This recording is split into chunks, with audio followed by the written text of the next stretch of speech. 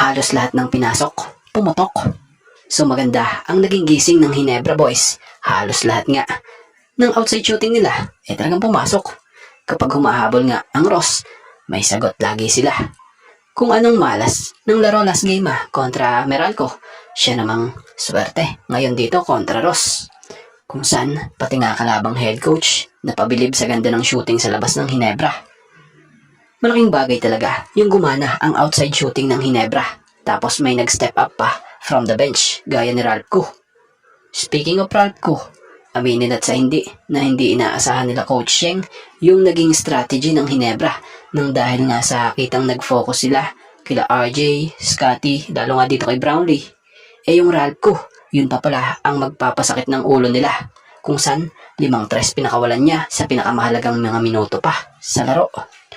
So magandang porisyento nga ang binanat nito sa 3 na mayroong 71.43% para talunin ang Ross.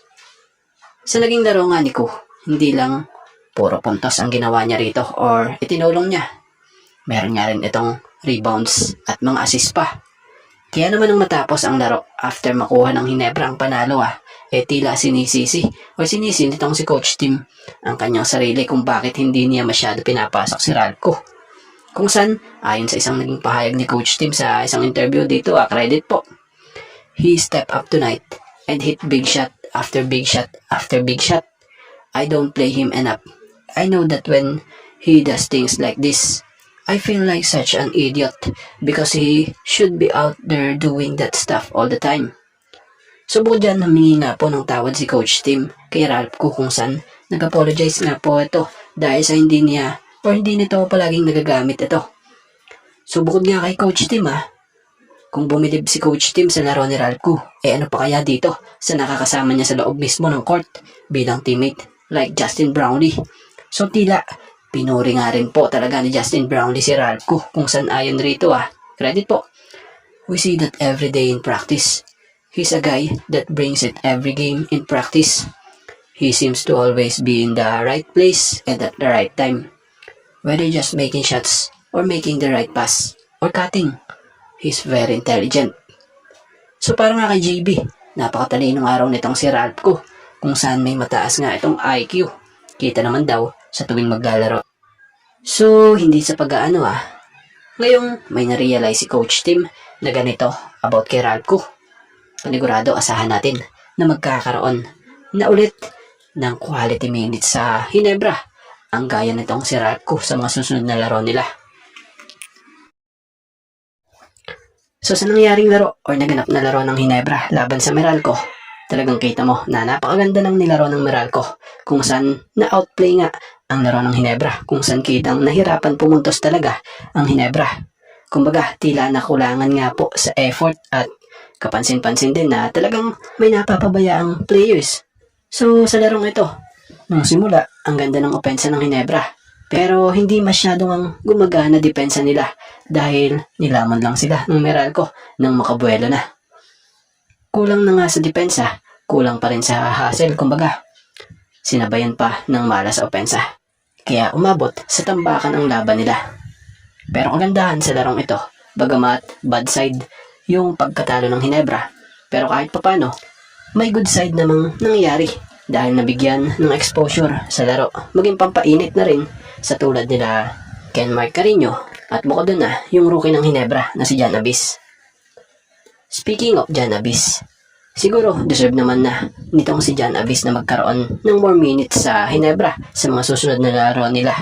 Biruin mo sa loob ng 6 minutes, umambag siya ng 6 points na merong 2 of 3 shooting field goals, 2 of 2 sa free throw, 4 rebounds at 1 assist, kung saan sa plus minus nga plus 11 siya. Kita naman kung paano samantalahin nitong si Jan Abyss, yung rookie ng Hinebra, yung pagkakataon na magkaroon ng playing time. Talagang bigay todo yung sipag niya sa defensive rebound, kung paano mapagbanggaan sa pwestuhan sa ilalim para makakuha ng bola. Sapat na para pabilibin ang mga fans. Lalo na walang takot siya sa opensa, sumalaksak at nakikipag-agawan talaga ng bola for second chance point.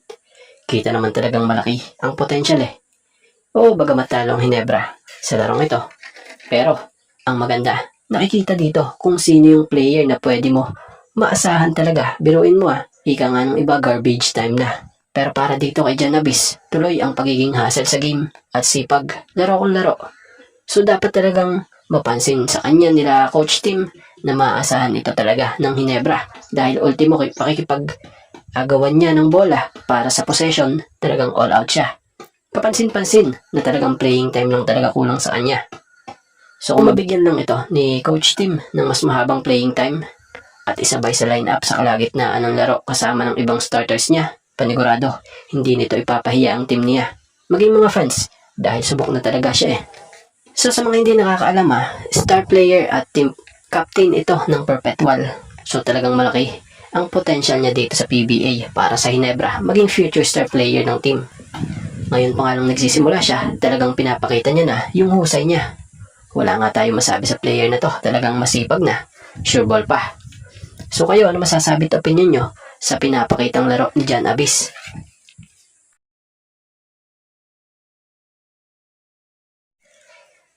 Gandang bounce back ng Hinebra, kung saan talagang lahat ng ginamit na player ni Coach Tim nag-effort. Kung nung huling laro nila versus Meralco, tinambakan sila. Pero nitong sumunod na laro nila versus Ross, tila sila ang napagbuntunan ng Hinebra kung saan Hinebra naman ang nantambak. So isa nga sa talagang pinag-usapan dito itong isang magic bunot nitong si Coach Tim sa Hinebra na si Ralph Ko. Kung saan sa nangyaring larong ito, nagpaulan niya ng 3 points kung saan naging dahilan din para gumanda ang tempo ng laro ng Hinebra para ganahan yung mga teammates niya kung saan nasungkit nila ang panalo versus Ross sa final score na 114-90 kung saan 24 ang kalamangan ang kanilang nagawa rito. At speaking of Ralph ko isa rin talaga siya sa mga pangdiin ng player ng Hinebra na kahit madalang gamitin itong si Coach Tim ay always ready at talagang binibigay nito ang buong makakaya para makatulong sa team.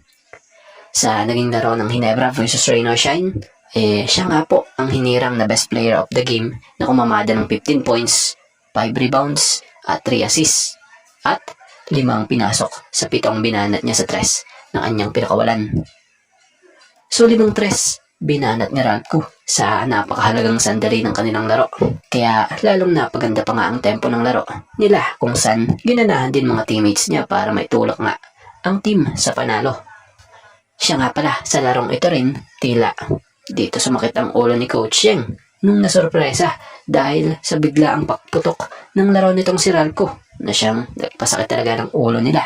Biruin mo ba naman sa pagpasok ni Ralph, pumukol ito ang 5 tres sa magandang percentage na may 71.43% para talunin ng Ross. At sa laro ding ito tila hindi pinasayaw ng Hinebra ang import na si Jalen Johnson dahil sa magandang depensa rin talagang nilatag ng Hinebra rito. So ano masasabi at opinion nyo sa nilaro nitong si Ralph versus Ross? At bago nga ang lahat, baka naman po pwedeng makahingi ng isang subscription para sa ating channel or pakifollow na rin po kung nagustuhan nyo ang ating mga basketball update. At kung ito na may makakabigat para sa inyo, kahit isang like and share na lamang po. Maraming salamat po.